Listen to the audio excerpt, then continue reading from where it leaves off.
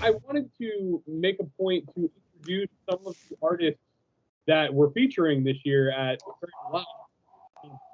The readers are up until a few weeks ago, our website was very bare bones, and I kind of redesigned it and worked on that stuff for getting some more out there about what's going on. And so really one of the focuses I wanted to is have some interviews, both some written ones and then some videos, some audio.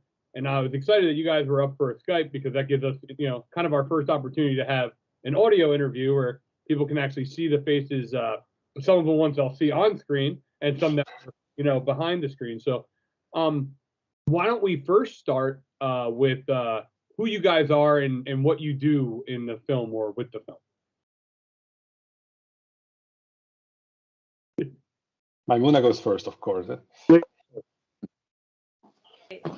So hi, my name is Maimuna Baji, and I play Nora Danso in the movie. Nora is a girl who is trying to be a very good student. No, she's not trying. She is a very good student.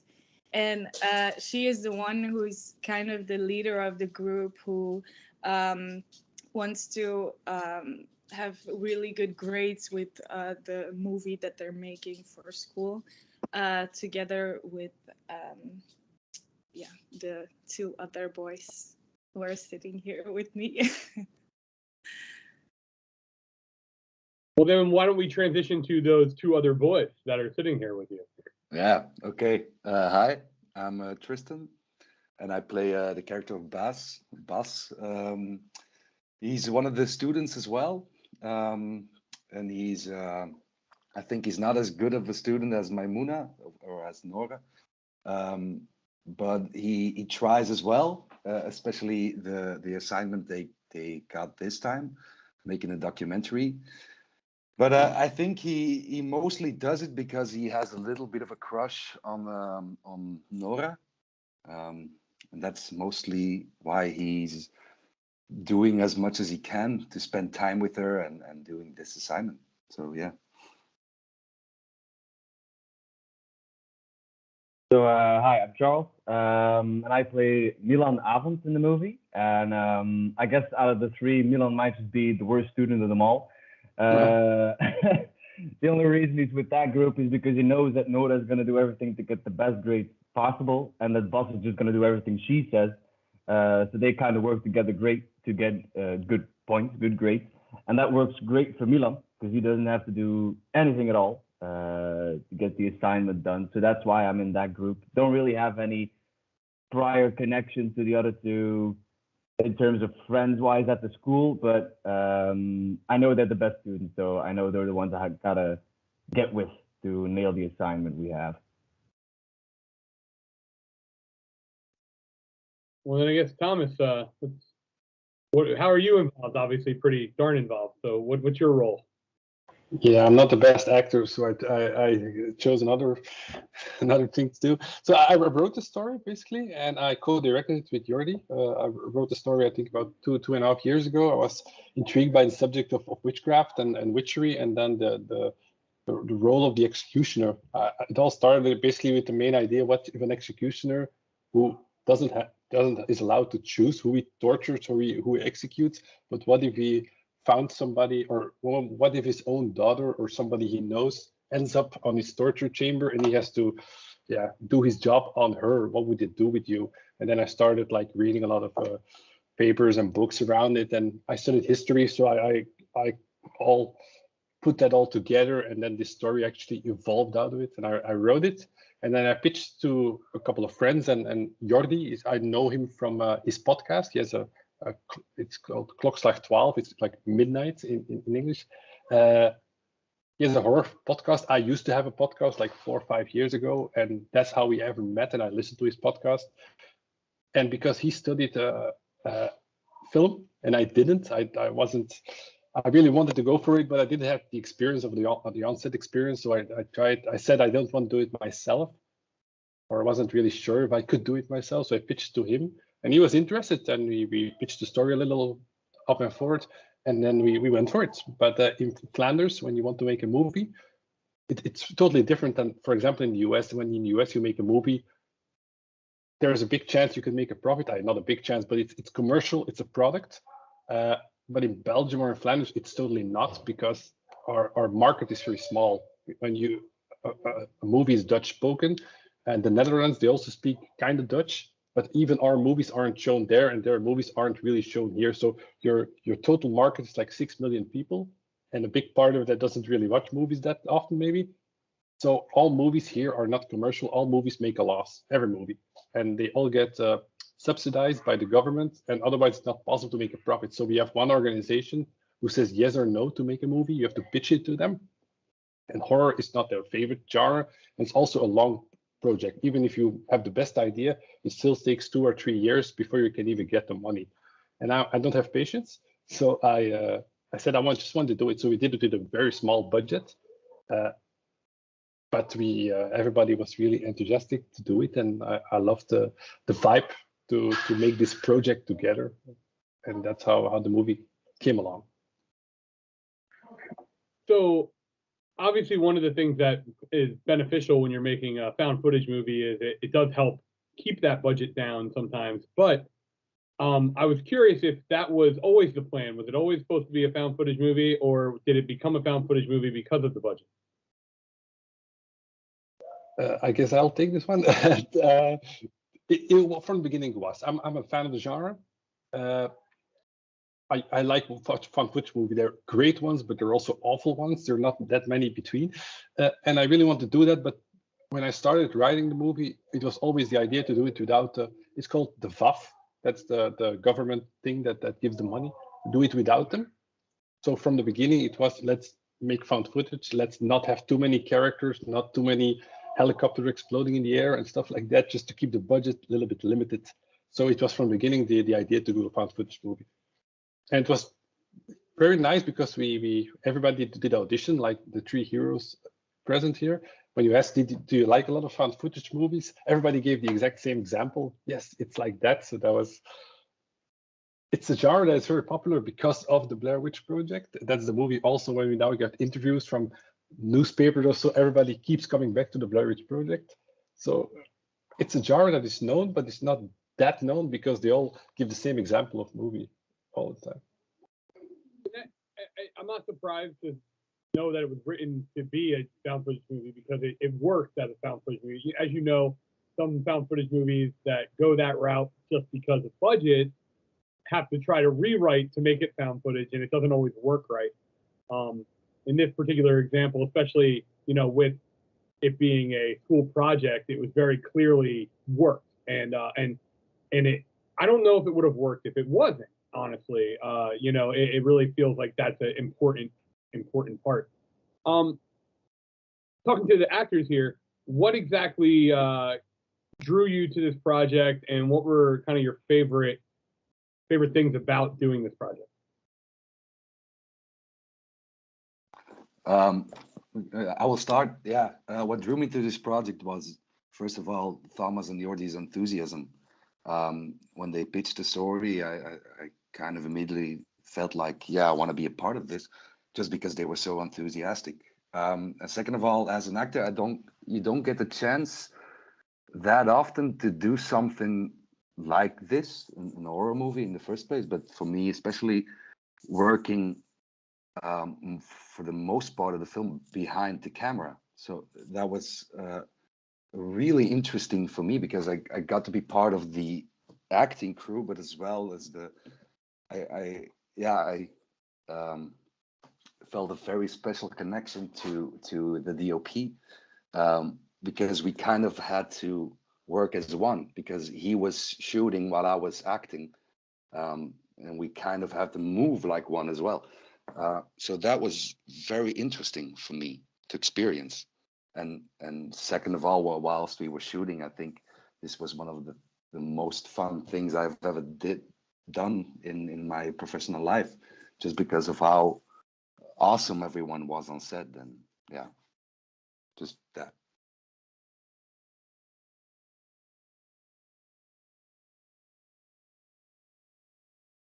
Okay, so I'll go.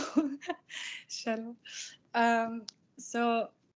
What drew me to the movie is exactly just like Tristan said. The enthusiasm of Thomas and Jordi was crazy. Like, I remember coming inside with my audition, and they were like, okay, yeah, so he's a chair and you can just relax and do it like this and do it like that. And I was just like, oh, I like these guys already. I hope they choose me. And what I liked to do the most, I think, in the movie was the ending. And maybe you would not expect that I liked that the most, but I think it was just very interesting for me as an actor to experience, the special effects and the torturing, how, because I always saw horror movies from just watching them and not from behind the scenes, and I never knew like how they would do it and how they would make it seem real and all that stuff. So it was very interesting for me to get to experience that, and I loved the fact that everyone was so warm on set and very helpful to each other, and also always making sure that I was comfortable with everything that was happening, because there are a lot of scenes that are yeah but I felt really good the whole time, and everyone was so sweet, and I would do it again 1,000 times because I really love to be on that set. So yeah.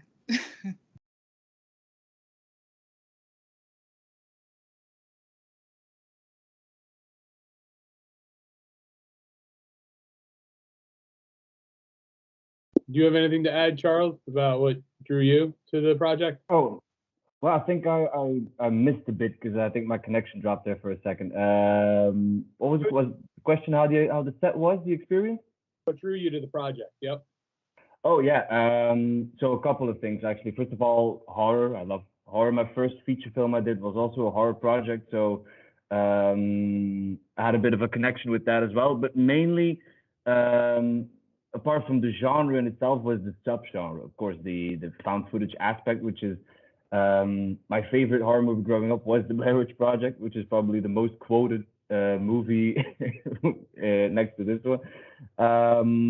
So of course, give horror plus that aspect, and was very much drawn to that.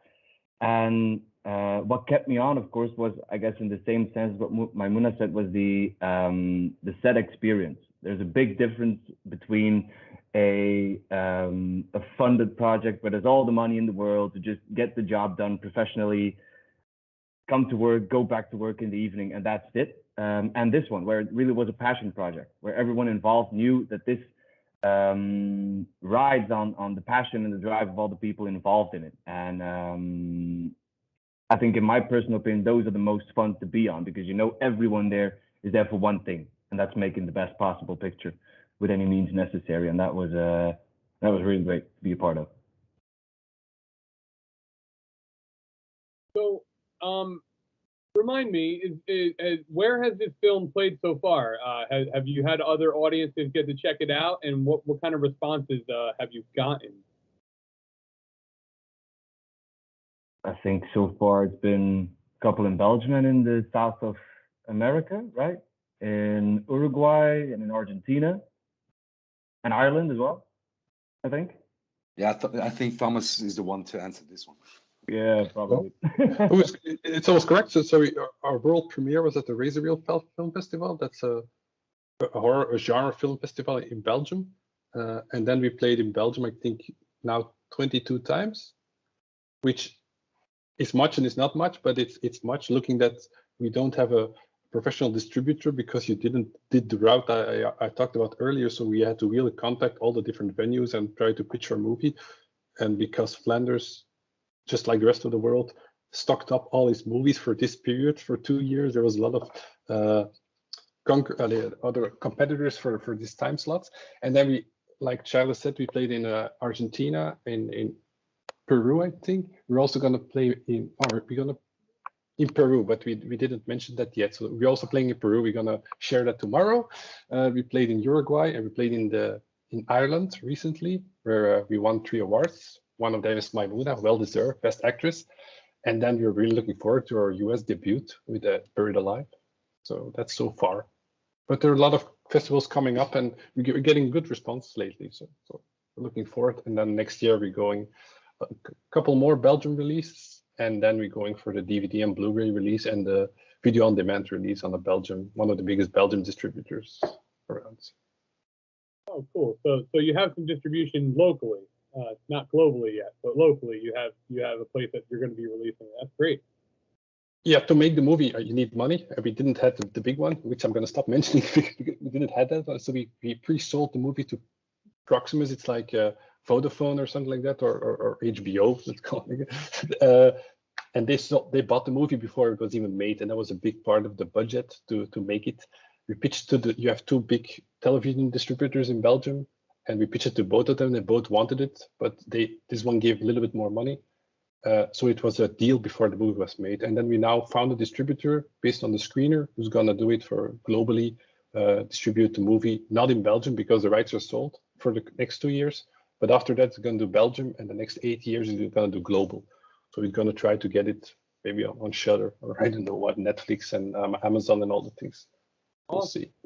I'm hoping, obviously locally down in Atlanta, there's going to be, all the people coming out to see it. So hopefully they all spread the message. And while we don't do the online festival thing, we do have press from all over who cover the festival still. So hopefully they'll get to spread the joy as well. Although maybe joy is not the right word. When we think about the ending that we talked about briefly, but I don't want to give anything away. So I want to just jump back a little bit. You had mentioned that you're a historian. You're like a history buff, Thomas. So it obviously history played a big role in the story here. What kind of research did you have to do to kind of get the idea of what an executioner really did? Because it felt authentic. I don't know if it was, because I wasn't allowed in the 17th century, but it felt authentic to me. I'm just curious. Yeah, it was very important to us to make it authentic. Like everything in the movie, almost everything is authentic. Like until a certain part, like all the rituals, all the attributes, all the scenery, the locations, they're all real. When you enter the city where it takes place, the city where I live, when you go around, all the locations that we show, everything really happened there like that. And that was like a big pitch to everybody, which we liked ourselves. So we did the research, all books and stuff like it. Because we really like when you make a Flemish movie that you don't make an American movie in Flanders, which you can obviously do. You just take a police setting and you change it to another city. But now it's really a Flemish story or European story, at least, with witchcraft and with executioner. I don't say there was also witchcraft like in Salem in the US. It's also a story there, but we try to make it European in a way, or at least Belgium or Antwerp in a way that it's not just feels as an American, when you watch the movie, you see certain things that maybe are not a part of your history or how you would see it or look at it. And we thought it was nice to make a local movie in that way. And everything else is kind of real. Even the supernatural parts of that, they're all based on things that are really funded on something. We didn't invent it that much.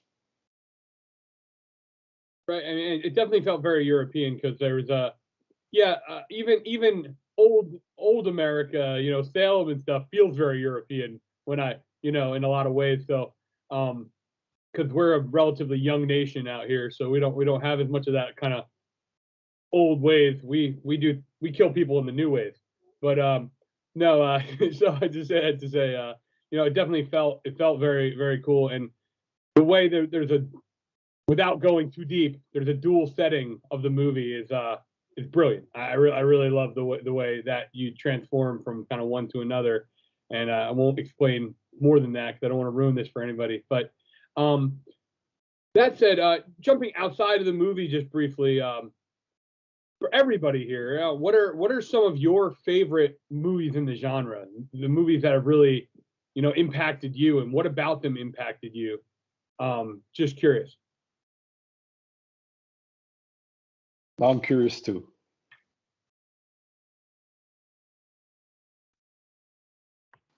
I'll give it a go. Yeah, you start, Charlie. I saw one recently for the second time, I think. It was VHS, the second one. I saw it like a couple of years ago, and I knew it was one of the most crazy movies I've ever seen in my life, but I couldn't remember why.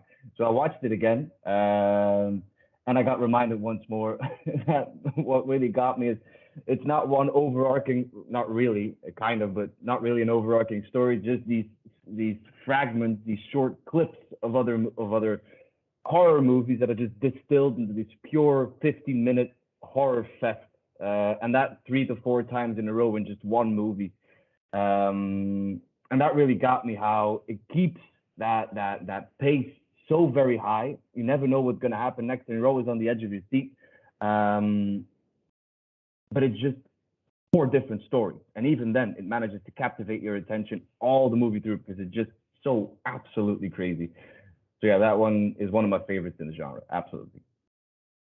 Before I pass to the next person, I would say if you haven't seen the new one, VHS 94 yet, get out there and check it out because it's got some great segments. I'm a big supporter of the whole franchise, with the third one being my least favorite, but I still like it. And I have to be honest, I know people who are part of the production team of the new one, so but even if I didn't, I was blown away by it. I had to call them up and be like, listen, guys, you killed it. So I'm a big fan of those, and they're also really good at using that found footage conceit, like we were talking about, in a effective way. Whoever wants to go next, jump right in. Yeah, I think I'm gonna have to sit this one out because I don't know much about the genre, to be honest. And I know Thomas doesn't like this answer, but I'm not that familiar with a lot of found footage films, so I'm gonna pass this one to Maimouna. Okay, so I'm gonna follow Tristan. It's not that I don't.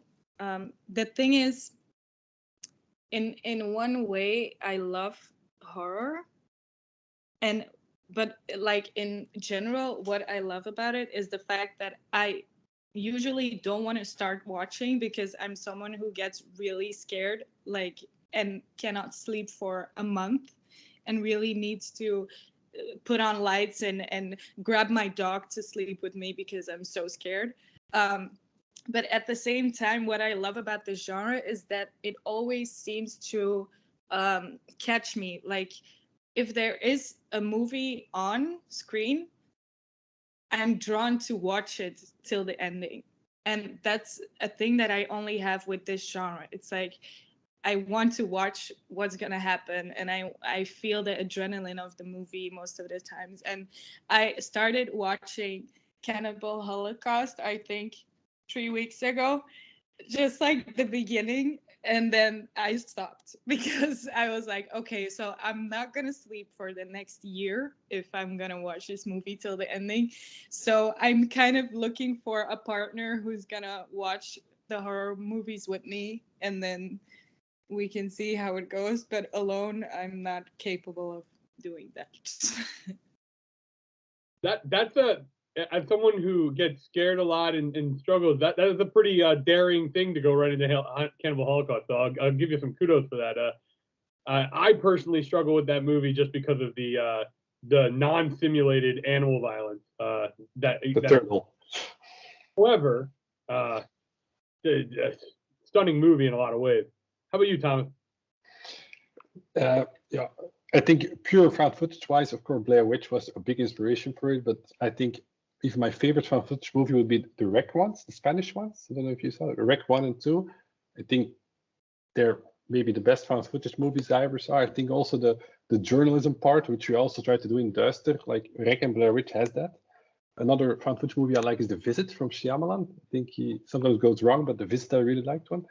And a movie we discussed a lot during the making of the movie because the DOP is a big fan of As Above, So Below, one in France where they go underground. It's not my favorite one, but like the colors and stuff, like the Michiel or DOP, he likes that one a lot. So we discussed it during the making. And on Broadway and horror, I think the Texas Chainsaw Massacre is one of my favorite ones, but it also has an influence in the movie, which you probably feel or see around there. So I think that are the main inspiration for that. And then I'm also a big fan of, I don't know if you know, Martyrs from Pascal Laugier. That's from the French extreme genre. They remade it. I think the Weinstein Company remade it. Is it Martyrs for us? Yeah, Martyrs. Yeah. But there's an English version and a French version. The French one, the American is horrible, but the French one is one of my favorite movies of all time. I will agree that that's a movie I'm not sure if I'll ever watch again. But I think about it a lot. In both good and bad ways. It really impacted me. It's one for Maimuna, for sure. Mind-blowing film. If you don't really jive with the Cannibal Holocaust, maybe don't go to Martyrs. Just warning. I mean, just don't. It's tough. But yeah, some great selections there. Rec as far as found footage is a great choice for sure. I'm a bit of a found footage junkie. I really like even some super low budget stuff like made on a camcorder with zero budget kind of movies. But if the conceit is there, if the idea is good, like a good example, if you're really into the found footage stuff, Thomas, a movie called Murder, Death, Koreatown that came out last year or the year before. It's one of those vague, it got released different times, different places. Virtually no budget, really weird story, but the idea behind it, really cool. And I'm really into found footage, and I think that what I loved about your film is there was a really logical, interesting buildup, and I just knew from the beginning it was going to deliver at the end. I wasn't sure how, like I really didn't know how it was going to deliver, but I knew it was gonna, and then all of a sudden it did, and I was like, oh shit, like it hit me, and like I said, our other programmer, I sent it over. I was like, you got to get on this, you got to watch this one, and he's like, oh, it's pretty good. And then all of a sudden, he sends me a text when he gets to the end. He's like, oh, this is it. We're doing it. We're playing this movie. And, it's just, it's great to see the variety of different, backgrounds you guys have, because some of you aren't really genre people, but you still made a great genre movie. And I think that's important because sometimes having influences from outside the horror genre is really important, because I think sometimes we're, as a horror crowd, a little insular, and we don't really watch these other movies out there. We're not going out to see the Paul Thomas Anderson stuff and the stuff from other countries, even, some of this other foreign stuff. Like you guys have, I'm sure there's a lot of Belgian stuff I've never heard of, but in general, the movies from European movies, and I think it's really awesome to have a variety of different inspirations, and I think you guys clearly do.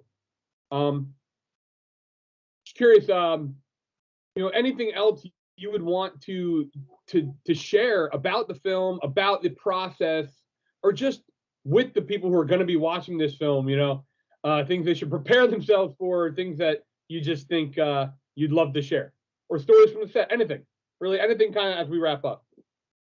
Yeah, one thing I would like to mention is the COVID factor in making this movie. Because we started filming back in March of 2020, when COVID was just a Chinese disease.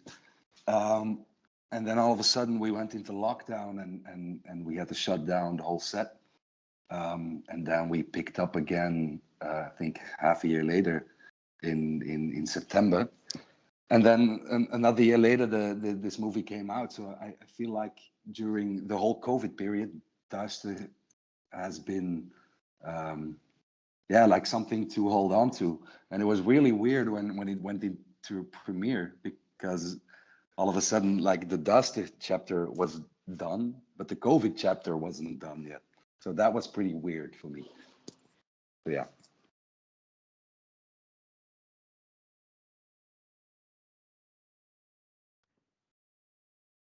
Yeah, so I dropped out again. My connection was lost once more. Like anything If you're else not, to share with people before we kind of wrap up? Anything really, as far as the film, the process, just things people should know going in, stories. Really, I don't care. Anything you want to share. Anything I want to share? Great. Something topical, preferably, I guess.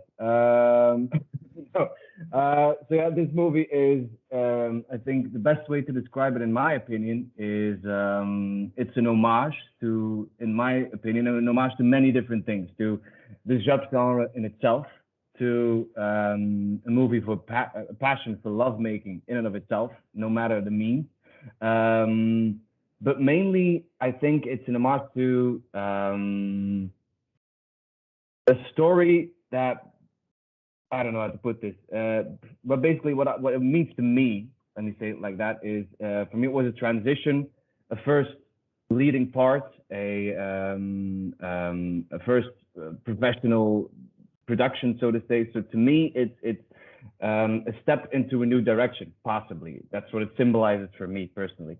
And I think I might not be the only one having this feeling about this movie, but that's what makes it so special for me, particularly since it was such a unique way of filming with the found footage aspect, but also with the broken up filming period, starting in March, breaking for 6 months, starting again in September.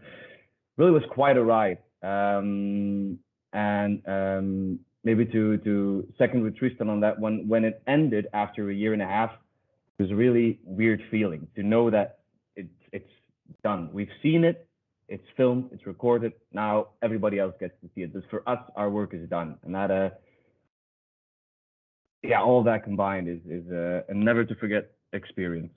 So keep your mind open and enjoy it, I'd say.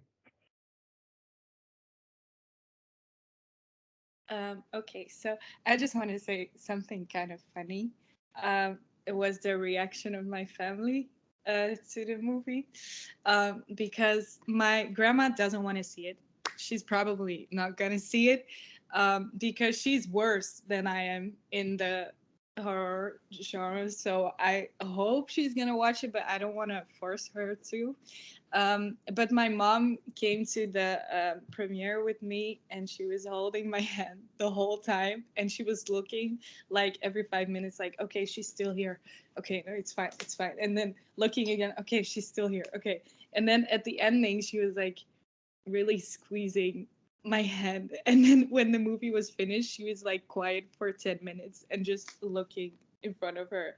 And then she was like, it was a good movie, but I'm really scared right now. So yeah, and the funny thing is, she said what was really interesting to me. She said, like, because I'm her daughter, it was not necessarily the images of me getting, I don't want to say too much, but not necessarily the images that scared her, but the sound of my voice, like the sound of my screaming, because as a mother, she links my screams to there's something wrong. So she said, when I heard your screaming, it was just like a heart attack that she had. So that was, very interesting reaction, because she never watches horror movies. So I think that that's also the last time that she's going to watch a horror movie. But that's a good thing, because that means that it was a good movie. Otherwise, she wouldn't be scared. And so, yeah. okay, thank you. I just want to take this moment to thank my entire crew and cast, and especially the three beautiful people here, but everybody, because like I said before, very small budget. Like, I think the catering budget of a feature movie in Belgium, that says a lot. We paid everybody, not much, I know, but we gave what we have. And we made a case of paying everybody, like even catering, everybody who did a small part, everybody got money, because we don't want to use people in that kind of way. But in another way, we use people kind of, because everybody did so long hours, sometimes 15 hours of working, and nothing was too much. Go again. We got favors from people, discounts from people. So I want to be thankful for everybody who shared this project. And I really felt like it was a project we did together. It was not my movie or Jordi's movie or someone else. It's our movie, it's our project. Otherwise, this wouldn't work. And I'm very grateful and thankful for that I had the opportunity to do that together and to meet these wonderful people. I think, Charlotte, when you read the reviews on Letterboxd or stuff like that, everybody dislikes your character in the perfect way that they had to dislike it, so that the compliments are always, they always mention your name. I think Tristan, he did a tough job of not being on the camera much, but with his voice, and when you do the choreography, which you of course can't see, but he's running behind the camera, behind the DOP the entire time, long takes, practicing where he has to stand. That's not easy, and it did an awesome job. And then Maimouna, of course, she's the best actress in the world. There's no discussion, and I hope she will remember this when she wins her 5th Oscar in a couple of years. That it began here. So I'm very grateful for the entire crew and cast. Okay, so now I feel like we also need to thank Thomas and Jordi, because but for real, it's crazy, because this movie was so important to them, and it was like I think I can say it was like a baby for you, like your little baby that you created. And I think I can speak for the three of us when I say that we're very thankful that we could be a part of it, and also how you two worked together and communicated with us. And also me personally, I'm very, very thankful for the way that they worked with me during the difficult scenes, and we talked a lot, and they always asked, like, yeah, are you okay, and or is everything okay with you, are you comfortable? So I think we can ask for 2 better directors to do this movie. So thank you, Thomas and Jordi, we love you. Thank you guys for spending a little bit of time chatting with the readers of the website, the future festival goers. I'm also going to take the audio form of this and put it as a podcast on my personal website. So I'll send you the link to that too, so people can check out the interview. If they don't have time to sit and watch it, they can still listen to it. So get a chance to hear your thoughts at least. And again, I'm looking forward to seeing the reactions of our folks down in Atlanta and beyond, and excited to see what happens internationally with both this film and all your future endeavors, guys. So thanks again. Thank you. Thank you. Be in touch. Thank you, Bye. Justin. Thank you very much. Bye.